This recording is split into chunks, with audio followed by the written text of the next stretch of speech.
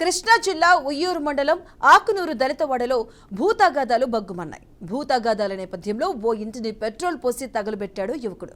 బొంతు సునీల్ అనే వ్యక్తి దళిత కుటుంబం కక్ష పెంచుకుని వాళ్ళ ఇంటిపై పెట్రోల్ పోసి తగులబెట్టాడు. మంటల్లో ఇల్లు పూర్తిగా తగిలిబడిపోయింది. ఇల్లు పూర్తిగా అగ్నికి ఆహుతి అవడంతో తల్లి కూతుళ్లు కట్టుబట్టలతో రోడ్డును పడ్డారు.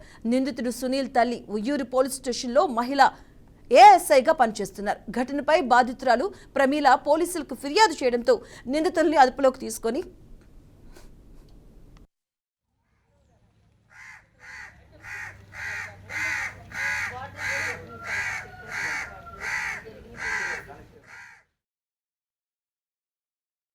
ఈరోజు మేము మా మమ్మీకి కోర్టు వాయిదా ఉందని చెప్పని ఈరోజు మధ్యాహ్నం కోర్టు దగ్గరికి వెళ్ళారు. నేను మా చెల్లి చిన్న చిన్న జాబ్స్ చేసుకుంటాం. ఇద్దరం జాబ్ పర్పస్ అని డ్యూటీస్కి వెళ్ళిపోయాము. అయితే 12:30 ఆ టైంలో మా ఇంటి పక్కన వాళ్ళు, మా ఇంటి ముందు ఉన్న వాళ్ళందరూ మాకు కాల్ చేసి మీ ఇల్లు తగలడిపోతుందని చెప్పేసి అందరూ చెప్పారు. సరే అని చెప్పి మేము వెంటనే ఫైర్ స్టేషన్కి ఫోన్ చేసి వాళ్ళని పిలిపించుకొని మేము వెళ్ళాము. ఆటో కట్టించుకొని వెళ్ళాము. తీరా వెళ్ళాక అక్కడ చెప్తున్నారు ఏంటి అంటే, బొంతు సిరిల్ అనే వ్యక్తి జొన్నలగడ్డ సంపూర్ణ ఆవిడ ఏఎస్ఐగా చేస్తుంది. ఎక్కడన్నది మాకు తెలియదు. పోలీస్ స్టేషన్ ఏఎస్ఐగా చేస్తుంది. వాళ్ళ కొడుకు వచ్చి మొత్తం ఇక్కడ పెట్రోల్ పోసి, పెట్రోల్ కూడా ఎక్కడ షాప్లో అక్కడ కొన్నారు అనేసి అని చెప్తున్నారు. పెట్రోల్ కొని మరి ఎక్కడో పట్టుకొని వచ్చేసి మొత్తం ఇల్లు మొత్తం కాల్ చేశాడు. ఇప్పుడు అందులో మాకు కావాల్సిన సామాన్లు కానీ, మా ఇంటి డాక్యుమెంట్స్ కానీ, పొలం డాక్యుమెంట్స్ అన్ని ఒరిజినల్స్ కానీ, మా స్టడీ సర్టిఫికేట్స్ కానీ, మా ఇంటికి సంబంధించినవన్నీ అందులోనే ఉన్నాయి. ప్లస్ ఏంటంటే ఆల్రెడీ ఆ ఇంటి మీద కోర్టులో కేసు అనేది జరుగుతుంది.